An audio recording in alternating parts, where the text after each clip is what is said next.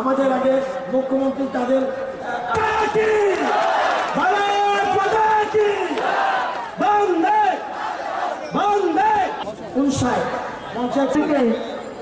একদম last time পর্যন্ত, যদিও শেষটা আরো আসছে।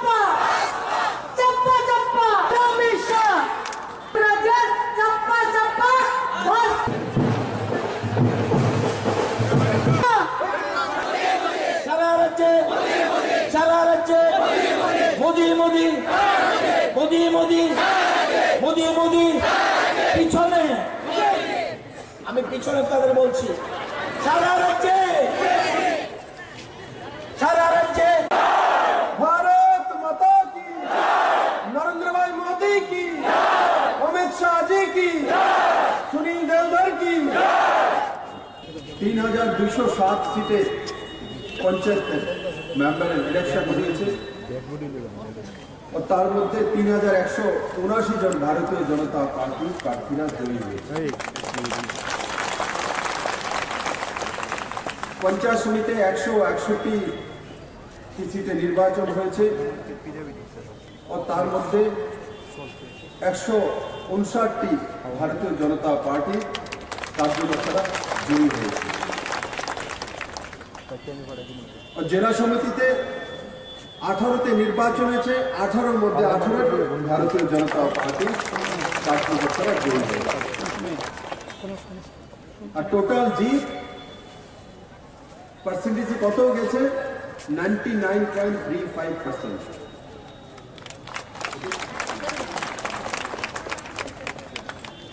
99.37% আপনারা ইতিহাস তৈরি করেছেন।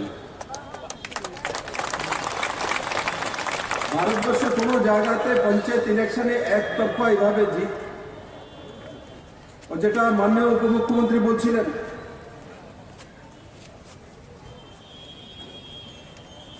যে শান্তিপূর্ণভাবে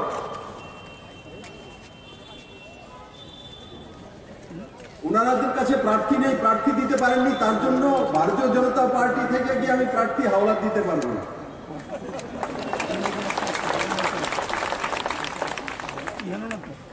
আর যেখানে প্রার্থী দাঁড়িয়েছেন, নির্বাচন হয়েছে, সেখানের রেজাল্ট একতরফা ভারতীয় জনতা পার্টিরই জিত হয়েছে।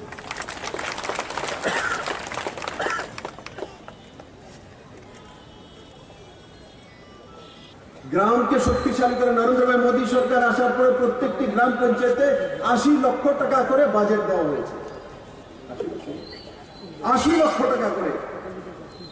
আপনারা যারা জয়ী হয়েছেন ওনারা এই 80 লক্ষ টাকা গ্রামে কিভাবে ডিস্ট্রিবিউট হবে, কি কাজ হবে, কোন কাজে লাগবে আপনারা নির্ণয় করবেন।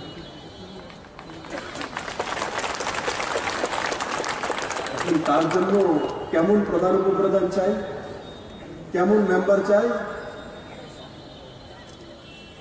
যদি আমরা নরেন্দ্র ভাই মোদীকে পছন্দ করি, ভালো লাগে, ওনার গুণ প্রত্যেকটি পঞ্চায়েত প্রধান, উপপ্রধান এবং পঞ্চায়েত সমিতির মেম্বারের মধ্যে আমি নরেন্দ্র ভাই মোদীকে পঞ্চায়েত সমিতির মেম্বার পঞ্চায়েতের ডেভেলপমেন্টের জন্য রাজ্য সরকারের, কেন্দ্র সরকারের স্কিমগুলি সঠিকভাবে সময়ের মধ্যে লাগু করছে। জেলা সমিতির মেম্বাররা জেলার উন্নয়নের জন্য সমস্ত স্কিমগুলি সঠিক সময়ে সঠিকভাবে লাগু করছে।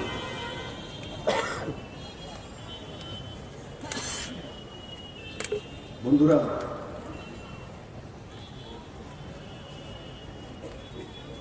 ভ্রষ্টাচার মুক্ত, গরিব মুক্ত, নারী নির্যাতন মুক্ত, নেশা মুক্ত যখন গ্রাম তৈরি হবে তো আপনি আপ ভারতবর্ষ শ্রেষ্ঠ খেলা হবে। গ্রাম ভ্রষ্টাচার মুক্ত মানে রাজ্য ভ্রষ্টাচার মুক্ত। গ্রাম দিয়েই তো গ্রামকে 500-র উপরে যেখানে পপুলেশন রয়েছে সে প্রত্যেকটি গ্রামকে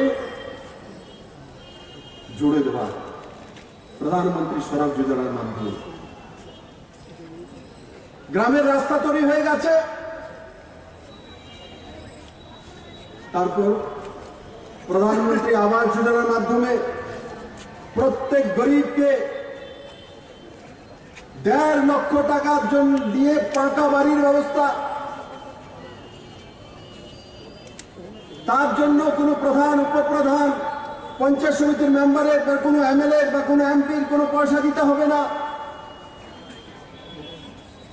90% পয়সা কেন্দ্র সরকার আর 10% পয়সা রাজ্য সরকার। কোন কোন স্কিমে কেন্দ্র সরকার তো 100% দিচ্ছে।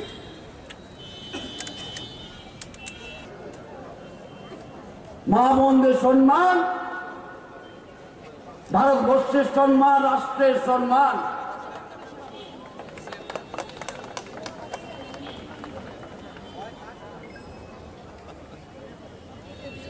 মানুষের কাছে আমরা নিয়ে গেছিলাম এই স্লোগান বিধানসভার সময়, চলো পাল্টায়,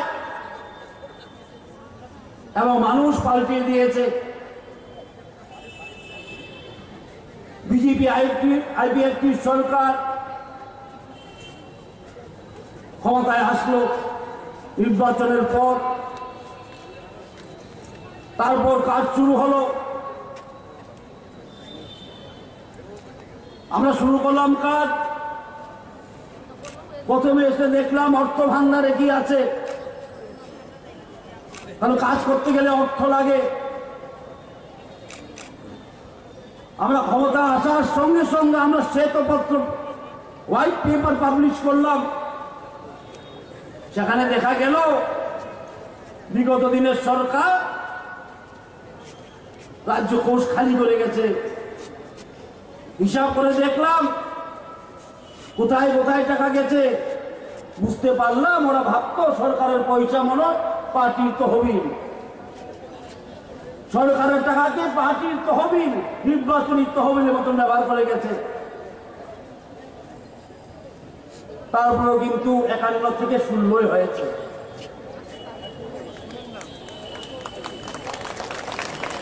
কারণ মানুষের কি লাগে, জনগণের কি লাগে? একটা সুস্থ সমাজ, যেখানে সবাই যেমন কর্মব্যবস্থা নয়, মানুষ জমে নির্ভয়ে চলাফেরা করতে পারে। মা বোনদের